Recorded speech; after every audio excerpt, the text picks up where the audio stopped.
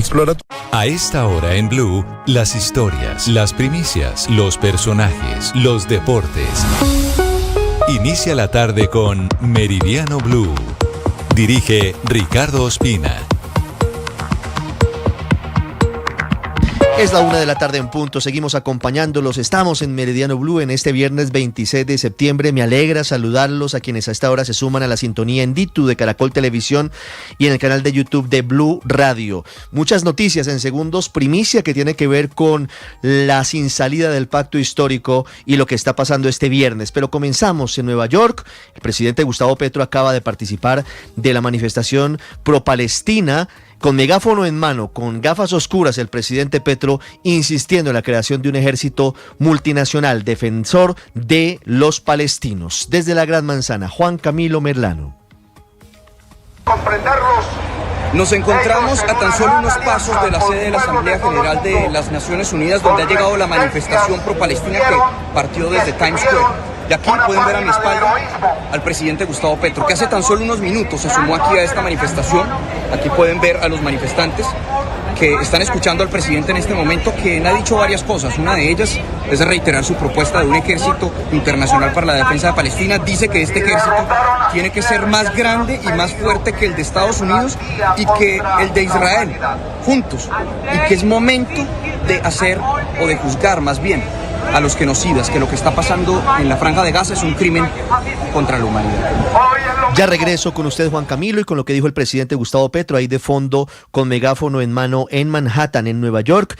En Colombia hay noticia urgente en Cali, una balacera acaba de ocurrir al frente de un banco en la avenida Roosevelt. Hugo Mario, ¿qué se sabe sobre las consecuencias de esta balacera? Ricardo, un ciudadano que acababa de retirar una gruesa suma de dinero de una sucursal bancaria ubicada en la avenida Roosevelt con calle 25, al sur de Cali, fue abordado por un sujeto que portaba un arma de fuego. Cuando el delincuente intentaba quitarle el dinero, apareció el escolta y se registró un enfrentamiento de disparos en plena vía pública. La balacera dejó 3 personas heridas, una de ellas la víctima del fleteo, también su escolta y el asaltante. La policía reaccionó rápidamente, varias patrullas llegaron al lugar y lograron la captura del delincuente, así lo confirmó el coronel Nelson Prieto, comandante del tercer distrito de policía de Cali. Cuando finalizan sus transacciones, al momento de salir, son sorprendidos por un delincuente, el cual pues acciona su arma de fuego. Estas 3 personas reaccionan y también hay un intercambio de disparos, lo cual pues salen lesionados tanto el delincuente como 2 de las personas que estaban haciendo las transacciones bancarias, los cuales fueron sorprendidos por la patrulla de turno que estaba cerca al lugar y realiza la captura aquí en el lugar. Los 3 heridos de bala fueron trasladados a hospitales del sur de Cali. Todos se encuentran fuera de peligro, de acuerdo con la información que han suministrado las autoridades. Ricardo. Hugo Mario, gracias. 1:03 minutos. Doña Catherine Ávila, ¿me puede contar en qué va, cuál es el capítulo de esta tarde de la novela sobre el pacto histórico? Que sí van a la consulta del 26 de octubre, que no van a la consulta, que el presidente Petro da línea desde Nueva York. Podríamos definirlo de la mejor manera, Catherine, con la siguiente frase: o confusión o caos. Nadie sabe nada. Catherine. Ricardo, mire, pues hay reunión precisamente para definir el futuro y para tomar estas decisiones. Hasta ahora podemos confirmar que irá Daniel Quintero, quien inscribió esta mañana su candidatura a la presidencia de la consulta del 26 de octubre, que es hoy la manzana de la discordia al interior del pacto histórico. Pues aunque Gustavo Bolívar no está de acuerdo con esa decisión, que él dice es unilateral, lo invitó a la reunión citada para la 1:00 p.m. en el Club de Banqueros. La que no estará presente en esta reunión es Carolina Corcho, quien también inscribió su candidatura esta mañana, haciendo un llamado para que el resto de candidatos hagan lo mismo. Corcho salió de la registraduría al aeropuerto porque tiene un evento de campaña en Medellín y por ese motivo pues no estará presente. Se espera que estén presentes Gustavo Bolívar, María José Pizarro y otros miembros para definir entonces qué ocurrirá con el pacto, entendiendo que el presidente Petro les ordenó ir a consulta interna, pero que eso podría costarles alguna inhabilidad en la consulta de marzo por el Frente Amplio. Tenemos muchas dudas, muchas divergencias, porque apareció un concepto de la MOE, la Misión de Observación Electoral, según el cual si nosotros hacemos la consulta de octubre no podríamos hacer la de marzo. Y eso para nosotros es muy grave, porque la consulta más importante es la de marzo, donde llega donde confluyen todas las fuerzas políticas, donde se eligen los congresistas, donde todos los partidos están en consulta. Digamos que pues precisamente Gustavo Bolívar fue quien anunció esta reunión que comenzará entonces en los próximos minutos. La noticia del momento en Blue Radio. Doña Catherine, ¿está ahí? Acá estoy, sí señor. Eso. Es que tenía guardada una noticia, pero es que el que guarda noticias guarda pesares, ¿verdad, Catherine? Sí señor. Bueno. Usted estuvo cubriendo esta mañana la supuesta inscripción del exalcalde de Medellín, Daniel Quintero, y de la exministra Carolina Corcho en la registraduría, ¿no es verdad? Sí, y de ambas hay una foto que confirma pues esa inscripción. Pues déjeme decirle, Catherine, que no hay inscripción formal. Los funcionarios de la registraduría lo que hicieron fue recibirlos amablemente, los atendieron, y en el momento de la verdad les dijeron, bueno, doctor Quintero, doctora Corcho, por favor, nos pueden presentar el aval de su partido político o de su movimiento significativo de ciudadanos para participar de la consulta. Y ambos le dijeron, no lo tenemos en este momento, y entonces los funcionarios de la registraduría amablemente les dijeron, Catherine, lamentablemente no podemos tramitar la inscripción a la consulta porque ustedes no traen uno de los requisitos. Es decir, Catherine, que al final no hubo inscripción formal. A esta hora, 1:07, Blue Radio puede confirmar, tras poder haber hablado con diferentes personas que estuvieron presentes en la diligencia, que ni Daniel Quintero ni Carolina Corcho se inscribieron a consulta alguna porque llegaron sin aval de partido político. Y el siguiente show viene a las 4 de la tarde cuando lleguen a la inscripción de la consulta para el Senado y para la Cámara, porque ahí tampoco está claro por cuál de los movimientos van a hacer la inscripción. Así que lo que nos dijeron la doctora Corcho y el doctor Quintero, a pesar de que mostraron un documento, Catherine, no pasó. Ellos no están inscritos en consulta alguna porque llegaron, le repito, sin aval de ningún movimiento político. 1:07. Hablamos en minutos, Catherine, para que usted les pregunte a ellos sobre esta noticia que estamos desarrollando a esta hora en Blue Radio. ¿Le parece? Me parece, sí, señor. 1:08, Catherine. Cambiamos de tema y hablamos de un informe de la Procuraduría, un gran informe en el que se revelan graves fallas en la implementación del acuerdo de paz y advirtiendo sobre fallas de seguridad frente a la defensa y protección de la oposición basados en el lamentable magnicidio de Miguel Uribe Turbay. Sergio Barbosa.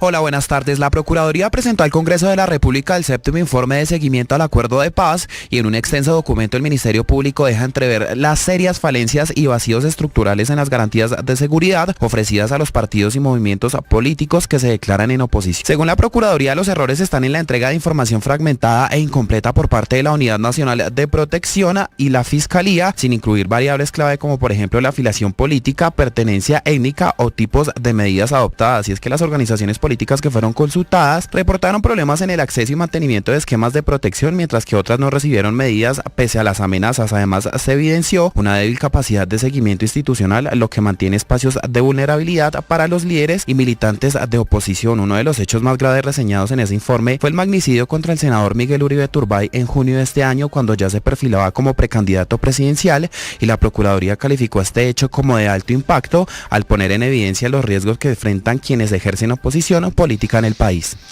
Y a esta hora hay noticia desde la Fiscalía sobre la falsa capitán del Ejército que habría intentado infiltrar el esquema de seguridad del presidente Gustavo Petro. Kalila Peña.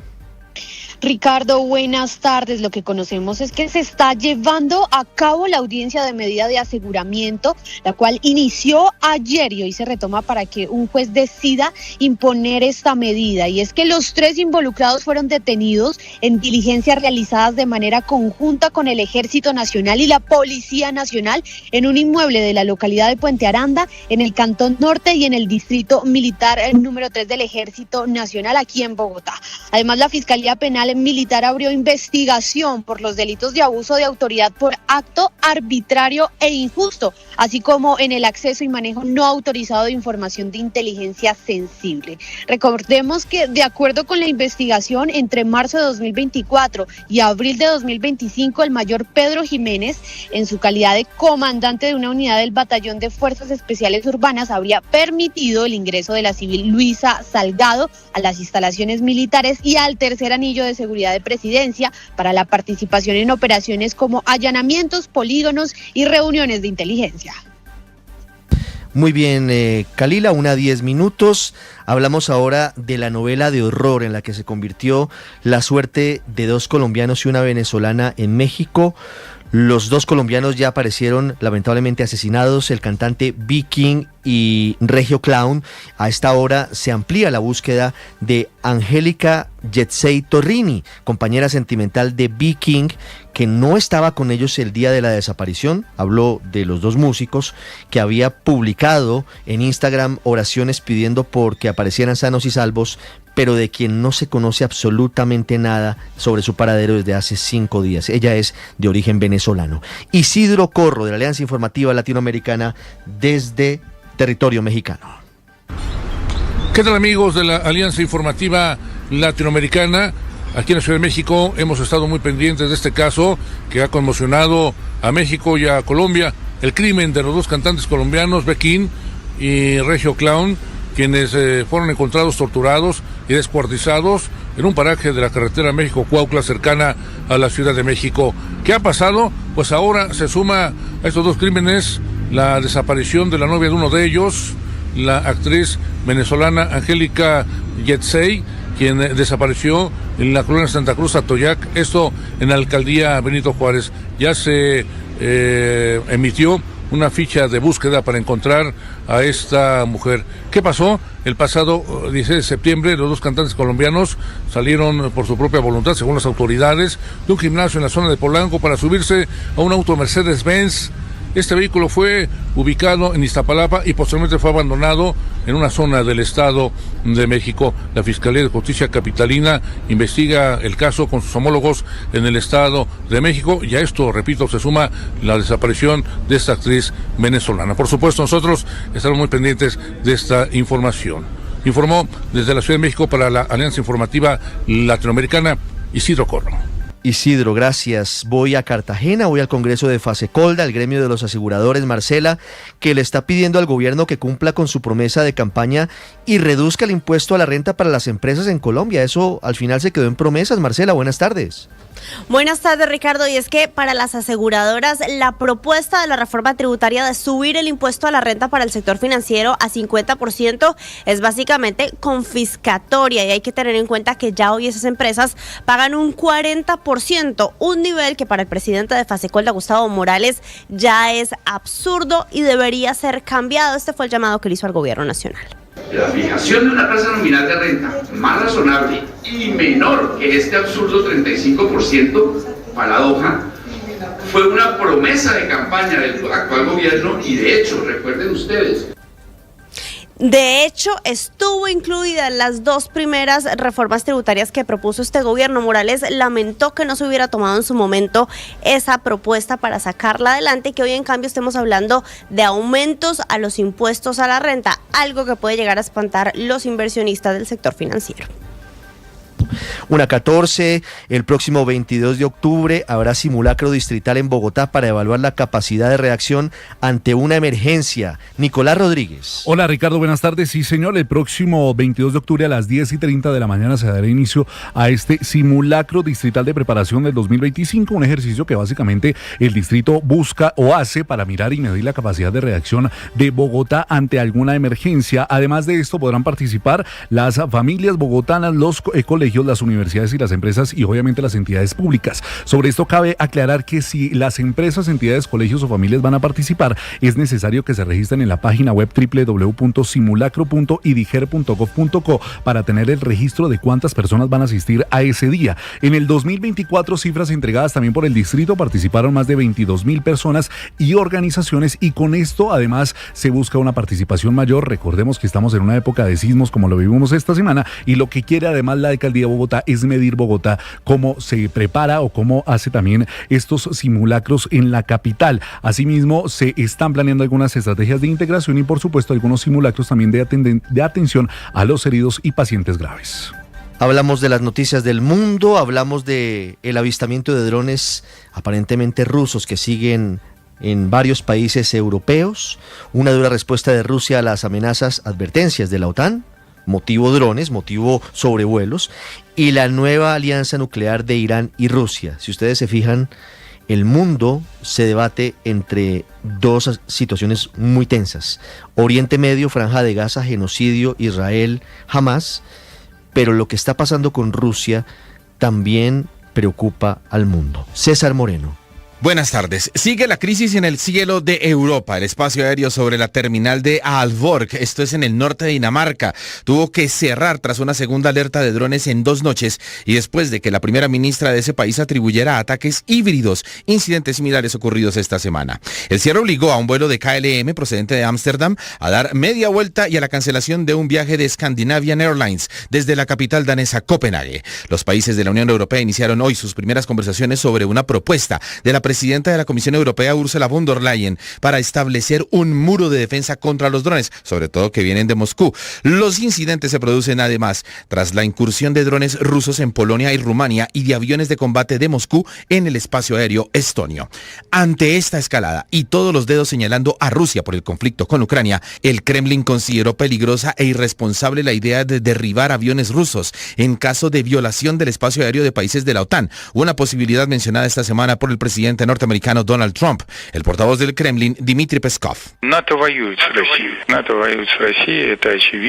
La OTAN advirtió a Moscú que la escalada debe cesar y aseguró estar dispuesta a defenderse con todos los medios. Ayer el canciller ruso Sergei Lavrov había dicho que la OTAN y la Unión Europea apoyando a Ucrania estaban ya directamente en guerra con Rusia. Y por último, y no menos peligroso, Irán y Rusia firmaron un acuerdo de $25.000 millones para construir 4 centrales nucleares en la República Islámica. Irán dispone actualmente de una sola planta atómica operativa en Bushehr, en el sur del país, con una capacidad de 1.000 megavatios, lo que representa solo una fracción de las necesidades energéticas del país. Los países occidentales acusan a Irán de buscar desarrollar una bomba atómica, pero Teherán lo niega y defiende su derecho a tener un programa nuclear con fines civiles. Recordemos que Israel y Estados Unidos, basándose en información de inteligencia, bombardearon las plantas nucleares iraníes en junio para frenar el proyecto nuclear, es decir, para que no alcance una bomba atómica del país de los ayatolás. 1:18, agenda cargada de noticias deportivas para este fin de semana. Octavio, muchos temas, entre ellos veo una sanción de la FIFA al delantero del América de Cali, Rodrigo Holgado, por 1 año por supuestas irregularidades en la inscripción, porque creo que él está jugando con la selección de Malasia, aparentemente, a pesar de que él debe ser de Argentina y de Uruguay, está jugando con Malasia, y le clavaron sanción a Rodrigo Holgado como si fuera poco. Hola Richie, con las buenas tardes y el saludo para todos. Precisamente vamos a hablar de ese tema. Está jugando con la selección de Malasia. Hubo problemas en el papeleo para el jugador del América de Cali que tiene este inconveniente en este momento y que la FIFA habría sancionado en principio por 1 año. Si algo más tiene que pasar al América de Cali, está esta decisión con respecto a Rodrigo Holgado y lo que puede salir de aquí en adelante con el delantero del América de Cali. También hablaremos de el fútbol que se está jugando ahora, porque Lucho Díaz será titular en minutos en Alemania, porque Davinson Sánchez está como titular en el fútbol de Turquía. Lo mejor que va a tener el fin de semana también con diferentes partidos y lugares importantes, porque se acaba la fiesta del béisbol de las Grandes Ligas con varios colombianos metidos en la pelea. Así que todo eso acá en minutos en los deportes en Meridiano Blue.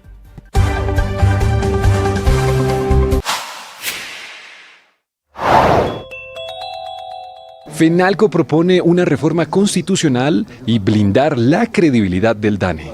Sobre esto respondió su presidente, Jaime Alberto Cabal, en Mañanas Blue. Yo no quiero colocar en este momento en tela de juicio, ni tengo evidencia científica, ni tengo absolutamente ninguna información que yo pueda decir algo sobre el manejo del DANE en este momento. Lo que pasa es cuando el poder presidencialista es tan grande y cuando hay, por ejemplo, elecciones de por medio, es sano que ese manejo de las estadísticas no esté en manos del país, del gobierno. Y cuando yo digo que no tengo evidencia, pero sí tengo muchas preguntas y muchos comentarios de los ciudadanos, de los empresarios, si las estadísticas que está produciendo el DANES se ajustan a una metodología que refleje la realidad o no. Entonces, no lo estoy diciendo por el presente, lo estoy planteando porque en muchos países ya el manejo de las estadísticas es de una entidad independiente. Sigan estos contenidos en nuestro canal de YouTube. En Blue le ponemos cara a la radio. ¿Cuál va a ser el mecanismo del pacto histórico para escoger al precandidato presidencial que irá a las consultas del Frente Amplio en marzo? Sobre esto habló el representante a la Cámara, Gabriel Becerra, previo a que el presidente Gustavo Petro anunciara a través de su red social X que el pacto histórico sí debe participar en las consultas internas de octubre. Para la Unión Patriótica, al menos, que es por lo que puedo hablar, tiene que ser un mecanismo democrático. No puede ser el bolígrafo, ni puede ser un mecanismo que no involucre a la ciudadanía. Tiene que ser un Meridiano Blue, una historia. Esta historia a la 1:21 puede retratar los dolorosos fenómenos sociales que hay detrás del consumo del licor artesanal conocido como cococho. Y nada es una justificación, pero esta historia que nos va a contar Vanessa Saldarriaga es supremamente dolorosa. Es la historia de un chef venezolano que terminó como reciclador en las calles de Barranquilla. Logró sobrevivir después de haber consumido el cococho que le ha quitado la vida a 11 personas y mantiene a otras 10 en cuidados intensivos. Y habló y dijo que consumió ese licor para ahuyentar el hambre, para distraer el hambre. Vanessa con la historia.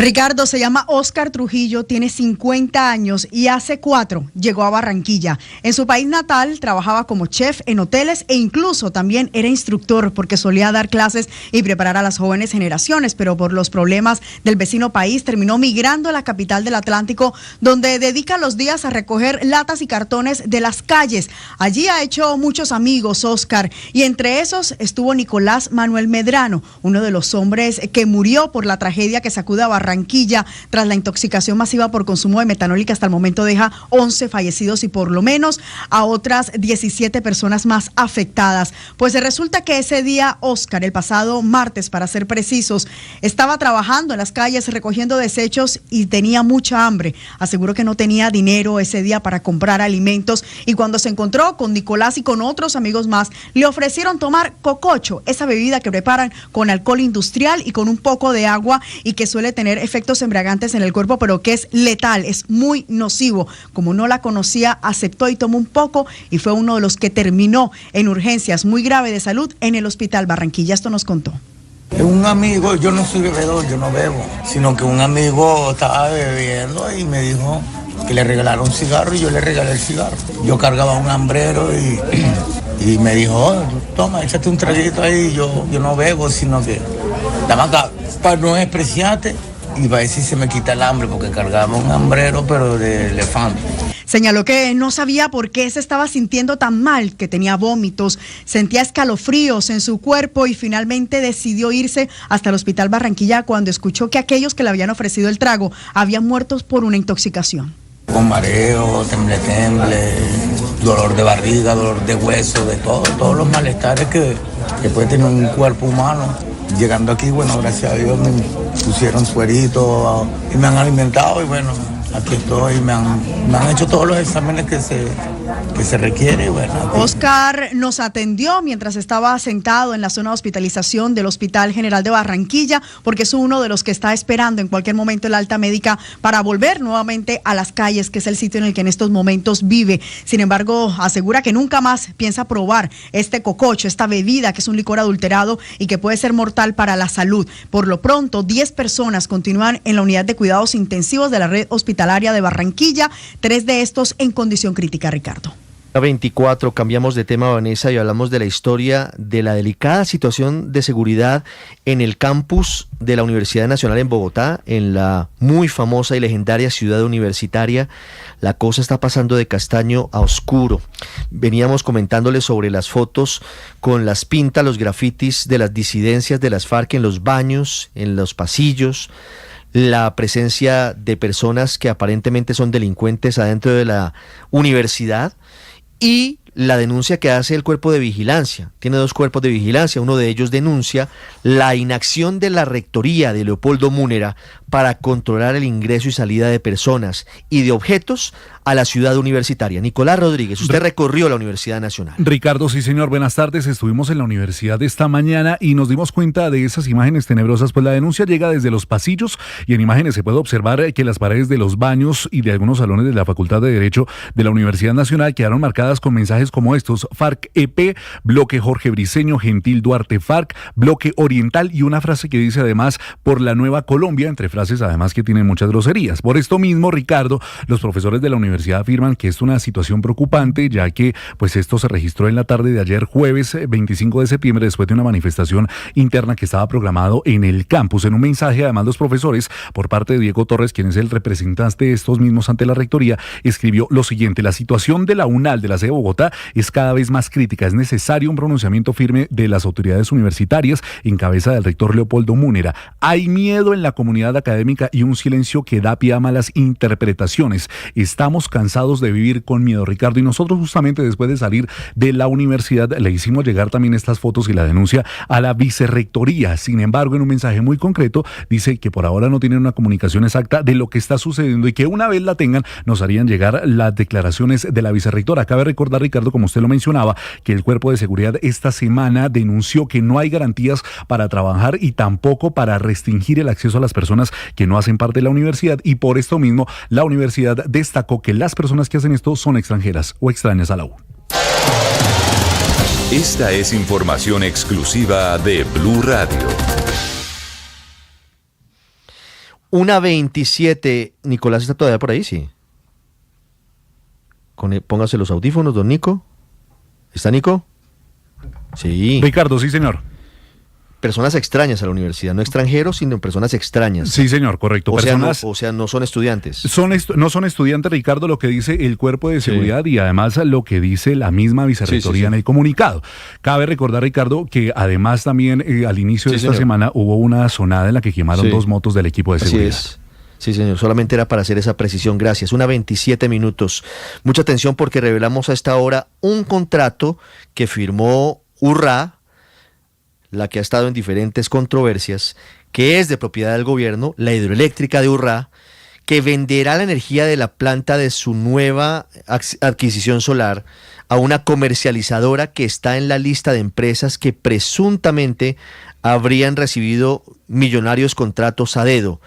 La venta se da a pesar de la orden del gobierno de que se venda energía directamente a las comercializadoras como aire para bajar el precio a los consumidores. Es decir, no solo está adjudicando a URRA un contrato a dedo a una de las empresas que está en el ojo del huracán, sino que además está desobedeciendo la orden del presidente Petro para que la venta sea directa sin que haya intermediarios que se queden con una parte del dinero con la comisión. Marcela Peña.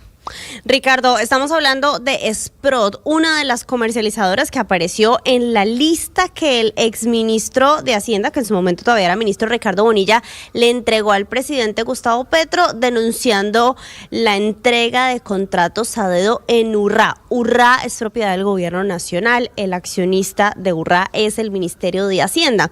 El negocio del que les estamos hablando hoy comenzó a cocinarse el 10 de septiembre con una propuesta comercial de URRA a esta comercializadora, a Sprott. Ahí se comprometió a venderle entre 1.6 y 1.8 gigavatios hora de energía entre los meses de octubre, noviembre y diciembre de este año. Energía que viene de la recién inaugurada planta solar de URRA INTI 1. Esa planta fue uno de los hitos que celebró el gobierno este año, pero ya toda la energía que genere está comprometida en este contrato. Además, los documentos conocidos por Blue Radio muestran que se pactó un precio con descuento frente al mercado mayorista. Literalmente dice que Urra cobrará 7 pesos menos a este comprador de lo que obtendría en los precios de bolsa directamente.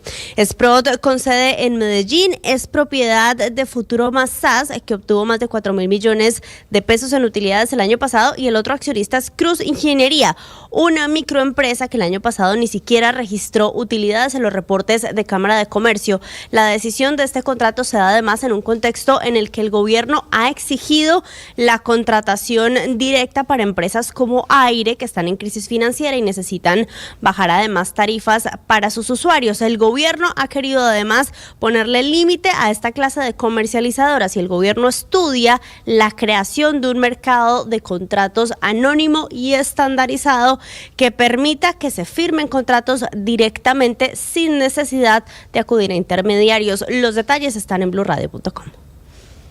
Marcela, gracias. 1:30, hablando de los ataques con drones cargados con explosivos, que son ahora la nueva arma de guerra de las disidencias y de otros grupos criminales. Escuchen la cifra. Solo este año, ataques con drones con explosivos, 147.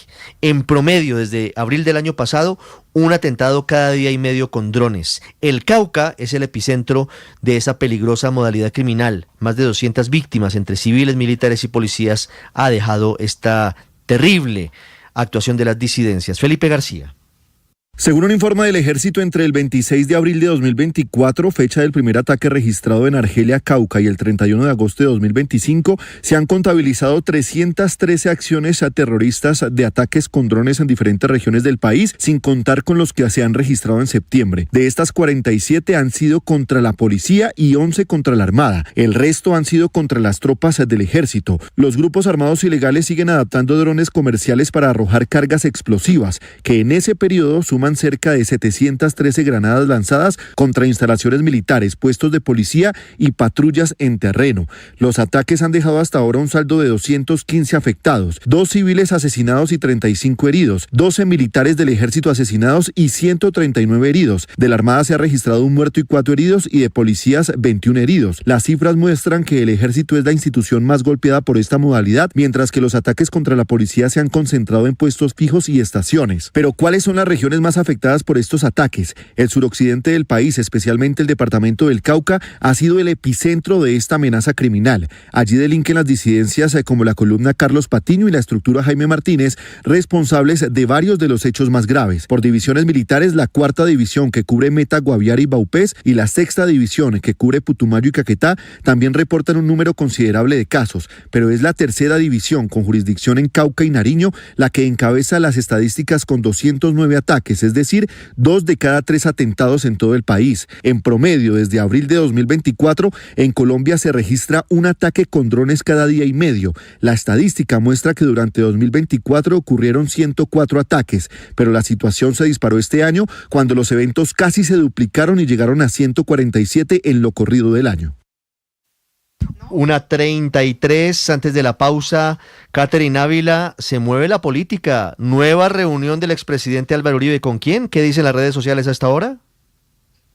Con Vicky Dávila. Mire, la reunión fue en Medellín. Allí llegó el expresidente Álvaro Uribe para su intervención en Fenalco y también estuvo Vicky Dávila en medio de su correría por el país para recolectar firmas que avalen su candidatura presidencial. Hablaron de temas pues de campaña y de posibles acuerdos programáticos. Vicky Dávila se pronunció sobre este encuentro, escribió: soy consciente de la grave amenaza que representa el neocomunismo. Hay que ganar las elecciones. La ética tiene que ser una regla en el nuevo gobierno y en el servicio público. Y Uribe también se pronunció diciendo: Vicky respeta nuestro proceso y compromiso en el centro democrático. Hablamos sobre la aspiración de un alto porcentaje de la ciudadanía de cuidar el proceso electoral para asegurar el triunfo de las oposiciones democráticas sobre el desafío de la continuidad neocomunista.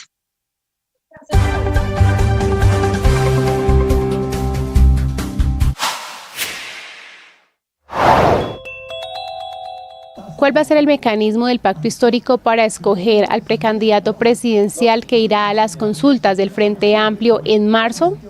Sobre esto habló el representante a la Cámara, Gabriel Becerra, previo a que el presidente Gustavo Petro anunciara a través de su red social X que el pacto histórico sí debe participar en las consultas internas de octubre. Para la Unión Patriótica, al menos, que es por lo que puedo hablar, tiene que ser un mecanismo democrático. No puede ser el bolígrafo, ni puede ser un mecanismo que no involucre a la ciudadanía. Tiene que ser un mecanismo que involucre a la ciudadanía, porque estamos hablando de algo que es muy importante. Quien sea el candidato o la candidata del pacto histórico tiene unas altas probabilidades de liderar un frente amplio y ser el nuevo presidente o presidenta de Colombia. Por lo tanto, no puede ser una decisión de conciliábulo, tiene que ser una decisión que involucre a la ciudadanía y que además represente un compromiso con el proyecto que hemos construido y que ha sido victorioso con el presidente Petro y que tiene una gran responsabilidad ética con la sociedad. Nosotros estamos parados sobre los hombros de miles de personas y de muchas generaciones que incluso han entregado su vida para lograr un primer gobierno progresista de izquierda. Entonces no se trata simplemente de elegir por elegir. Sigan toda esa información en bluradio.com. En Blue le ponemos cara a la radio.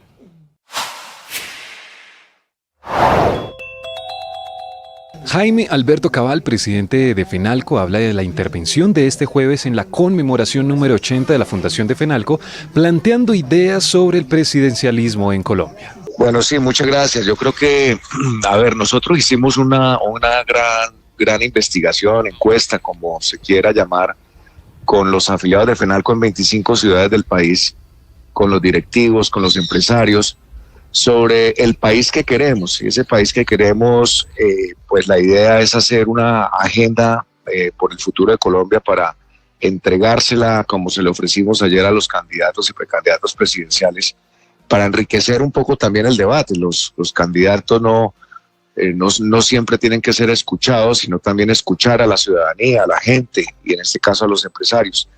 Y de ahí salieron unos 12 principios rectores y salieron unas propuestas muy interesantes que capitalizamos, y es que se ha notado con todo lo que ha pasado en este gobierno, pues que definitivamente hay un excesivo poder presidencial que de alguna manera obstruye el desarrollo del país y politiza. Suscríbase a nuestro canal de YouTube para disfrutar de este y más contenidos. En Blue le ponemos cara a la radio.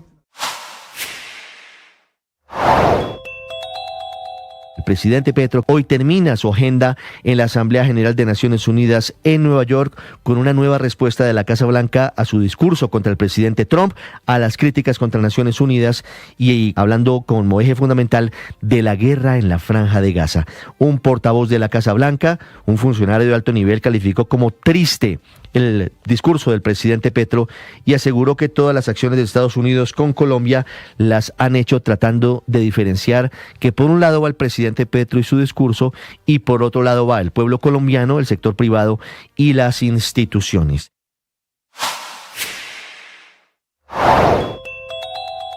Población más vieja, con menos hijos y con menos libertad económica. Una medición anual del Fraser Institute entre un total de 165 países de todo el mundo y según la cual Colombia cae 8 puestos, retrocede de la casilla 86 a la número 94 y queda lejísimos y rezagada de la inmensa mayoría de países latinoamericanos. Costa Rica, por ejemplo, en el puesto 14 a nivel mundial de libertad económica, Chile puesto 26, Panamá en el 27, Guatemala en el puesto número 28 y para deprimirnos todavía un poco más, Perú, Uruguay, Salvador, Paraguay, Honduras, México, Brasil y hasta peor incluso que Nicaragua en la casilla 92 de ese índice de libertad económica. Pésimos resultados para el país en esa materia. Un índice además que está compuesto de 5 áreas principales: tamaño del gobierno, sistema legal y derechos de propiedad, política monetaria para asegurar una moneda fuerte, barreras al comercio y regulación. 5 grandes ejes que se componen a su vez de una serie de variables subyacentes para un total de 45 componentes que sirven para medir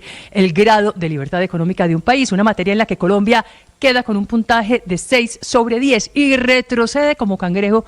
Todos los deportes, fútbol, ciclismo, béisbol, baloncesto, automóvil, todos en Meridiano Blue.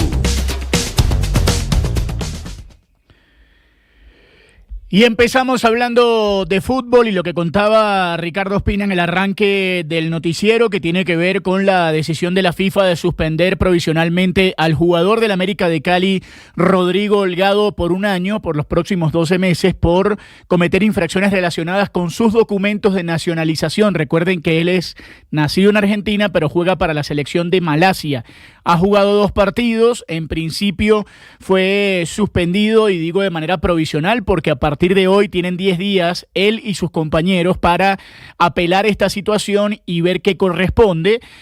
Son 6 compañeros más, incluyéndolo a él, son 7 jugadores que están siendo suspendidos en este momento por el Código Disciplinario de la FIFA con respecto a falsificación de documentos. Él ha jugado 2 partidos con la selección de Malasia y en principio está siendo sancionado por ese tema. Así que a partir de hoy tiene 10 días para, tener que presentar pruebas. En principio está suspendido, la suspensión ya corre a partir de hoy. Incluso el América de Cali evaluará luego de esos 10 días, en la reunión incluso con el propio jugador, a ver si se mantiene la decisión de la suspensión por los próximos 12 meses y el jugador pierde el contrato con el América de Cali, rescinde el contrato que en principio es hasta 2026. Así que es la decisión que está, o el tema que está hoy sobre la mesa con respecto al delantero del América de Cali. A esta hora juega el Bayern Múnich frente al Werder Bremen en la fiesta del Oktoberfest en Múnich ante una multitud, un clásico del fútbol alemán. Está jugando como titular el colombiano Lucho Díaz. 0-0 el partido. También hay fútbol en la Superliga de Turquía. Está ganando 1-0 el Galatasaray. Juega Davinson Sánchez como titular en la visita frente al Allianzspor. Hoy se jugarán varios partidos importantes, entre ellos 3 del fútbol argentino. Va a estar jugando Banfield frente a Unión de Santa Fe, entre los partidos más destacados. Girona frente al Español en el fútbol de la Liga a las 2 de la tarde. También el Olympique de Marsella estará jugando a partir de la 1:45. 2 partidos del fútbol colombiano, 6 de la tarde, 11 Caldas, Boyacá Chicó y Fortaleza Bucaramanga a las 8 de la noche. También hay fútbol en Arabia Saudita, está jugando el equipo de Cristiano Ronaldo. Y esta noche juega el León de James Rodríguez frente a Juárez a partir de las 8 de la noche. Y a las 10 Puebla frente a las Chivas de Guadalajara. Fin de semana de mucho fútbol, de mucho deporte, y por supuesto estaremos atentos no solo a las novedades del fútbol colombiano, sino también al comienzo del Mundial Juvenil. Todo, por supuesto, acá en las noticias en Meridiano Blue.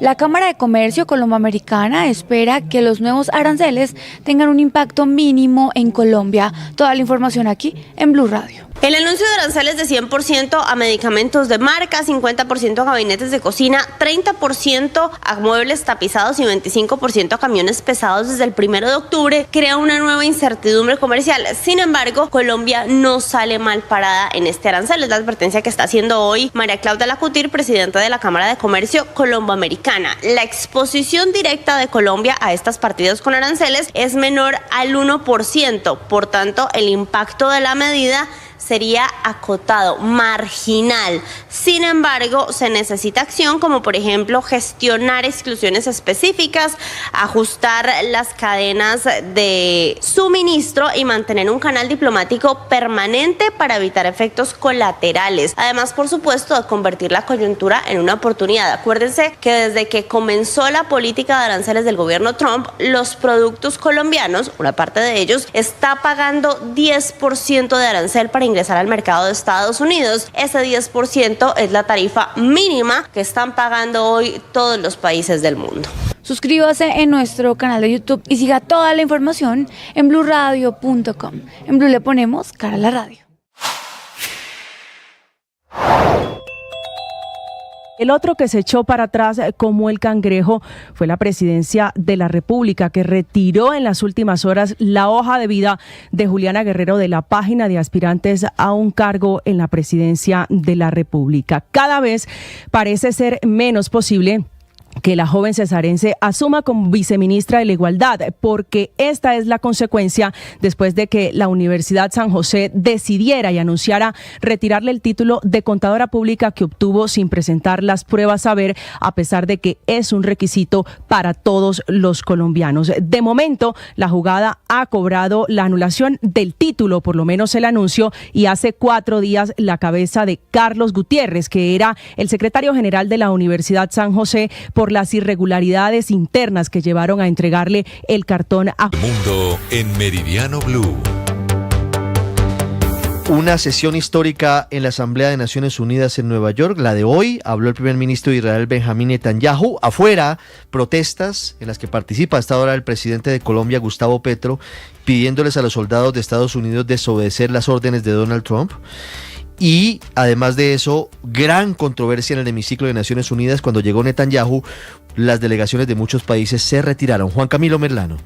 Los silbidos, abucheos y salida masiva de las delegaciones del recinto de la Asamblea General opacaron a Benjamín Netanyahu.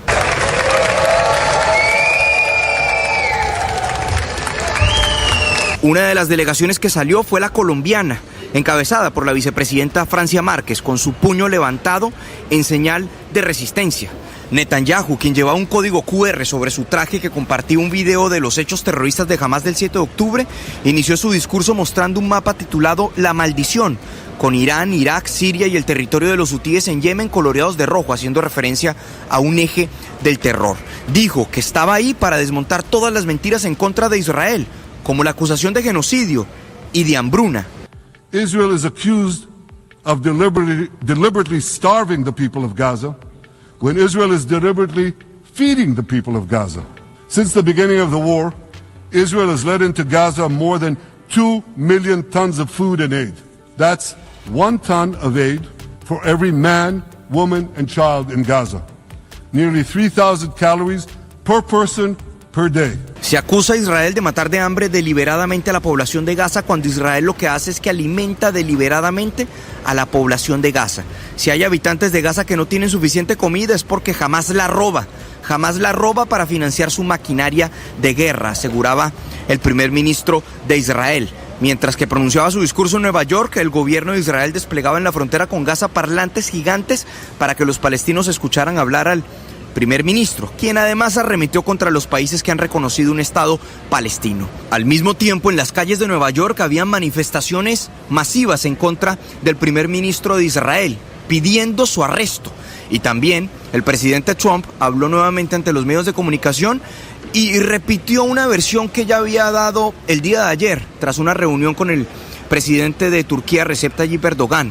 Dijo el presidente Trump que al parecer ya hay un acuerdo para ponerle fin a la guerra en Gaza.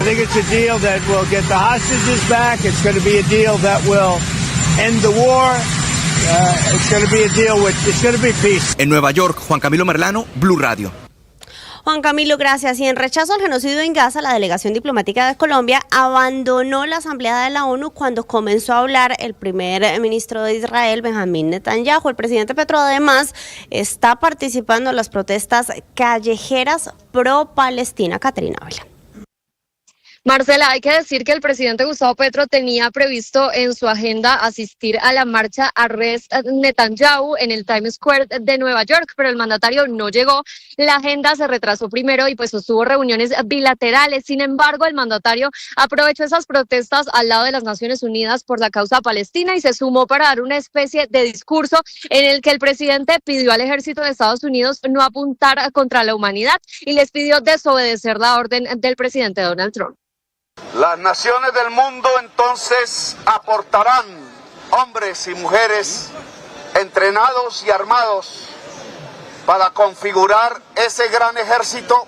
The people and the nation should be involved to create this great army. Tiene que ser más grande que el de los Estados Unidos. Por eso, desde aquí, desde Nueva York, le pido a todos los soldados del ejército de los Estados Unidos no apuntar contra la humanidad sus fusiles.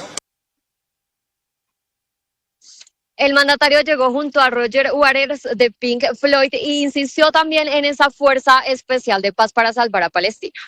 De esa misma manera, la humanidad porque se ha cometido un crimen contra la humanidad, debe responder. That's why this is a crime against humanity, and the response should be led by the humanity as all. Y se responde hablando, se responde saliendo a la calle y cada vez más. Y se responde a este gesto se sumó el de toda la delegación colombiana. La imagen fue la de la vicepresidenta Francia Márquez y la canciller Rosa Villavicencio retirándose del recinto de la ONU. Apenas fue anunciado el primer ministro de Israel, Benjamín Netanyahu. No fue la única delegación, muchas hicieron lo mismo a modo de protesta diplomática. Esto dijo la ministra de Relaciones Exteriores. Comprenderlos. Nos encontramos a tan solo unos pasos de la sede de la Asamblea General de las Naciones Unidas, donde ha llegado la manifestación pro-palestina que...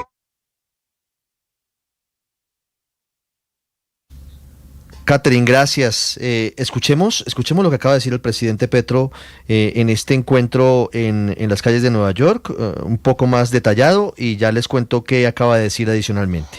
Desobedezcan la orden de Trump, obedezcan la orden de la humanidad. Disobey the Trump's order. Obey the order of humanity. Ese es el mensaje del presidente Gustavo Petro a los militares de los Estados Unidos. 1:50 antes de la pausa, rápidamente, el presidente Petro confirmó que Colombia presentará una resolución ante Naciones Unidas para la creación de un ejército de liberación para Palestina. El presidente Petro propuso que 2/3 partes de las naciones voten sí y que haya diálogo en Qatar. Una pausa y regresamos.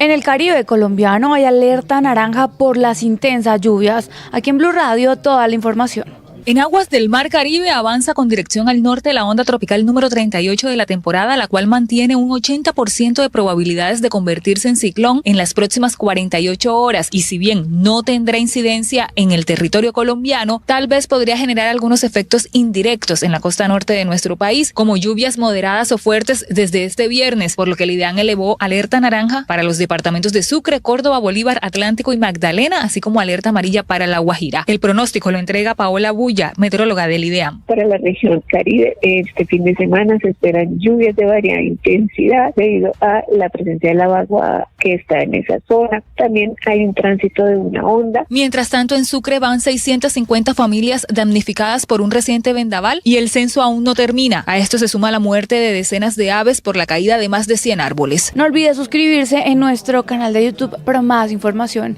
En Blue le ponemos cara a la radio. ¿Qué está pasando en Venezuela? Nicolás Maduro convocó para este fin de semana a una serie de simulacros que buscan, en primer lugar, preparar a los venezolanos ante una catástrofe natural después de los sismos que se registraron en el país en las últimas horas.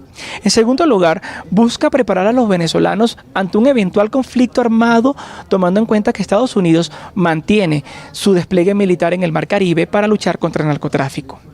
Por otra parte, Diosdado Cabello elogió el discurso del presidente Gustavo Petro en la Asamblea General de las Naciones Unidas. Lo calificó de valiente, claro y firme. Colombia y Venezuela crearon una nueva zona binacional, esta vez en el área del Orinoco.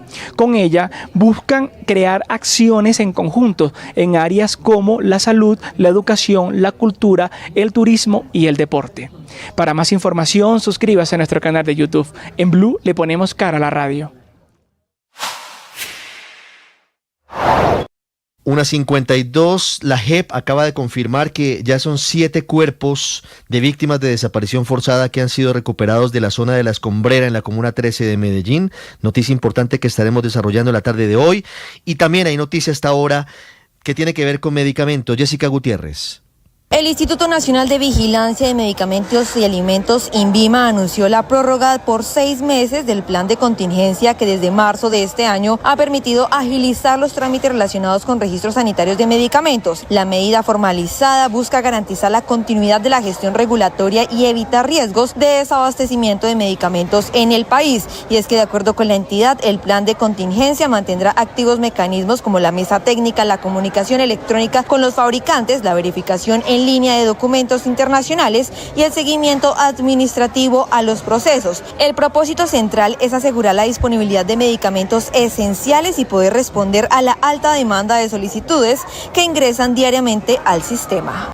1:54, sigue siendo difícil la situación de orden público y para el comercio en Buenaventura. Estefanía Toledo.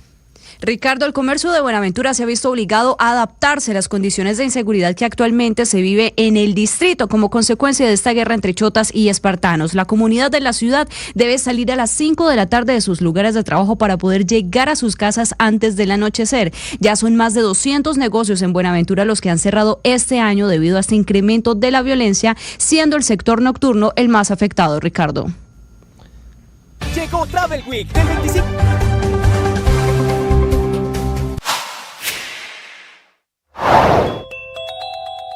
La registraduría sostuvo una reunión con la misión exploratoria de la Unión Europea de cara a las elecciones del 2026. La registraduría sostuvo este jueves una reunión en Bogotá con la misión exploratoria electoral de la Unión Europea de cara a las elecciones presidenciales y legislativas del 2026. Reunión encabezada por el registrador nacional Hernán Penagos, quien presentó a los delegados europeos los avances en la organización del proceso electoral, principales retos además que enfrenta la entidad y las estrategias diseñadas para garantizar la integridad de los comicios. Por parte de la Unión Europea participó el embajador adscrito de la delegación y el líder de la misión exploratoria, quienes conocieron en detalle las medidas que implementará la registraduría para blindar la transparencia de este proceso electoral frente a los fenómenos de desinformación y suplantación de votantes, según lo confirma. Entre las acciones anunciadas se destaca la publicación de todas las actas de la mesa, es decir, los formularios E14, las auditorías. 55 atentos al discurso del presidente Gustavo Petro hoy en Nueva York, terminando su agenda ante Naciones Unidas. El presidente Petro, después de este discurso en el que dice que estaría incluso dispuesto a ir al combate en Palestina, tendrá un encuentro con el secretario general de Naciones Unidas, Antonio Guterres, al cabo del cual regresará a Colombia. Ya llega el Blog Deportivo. Una feliz tarde para todos, feliz fin de semana para los oyentes de Blue Radio.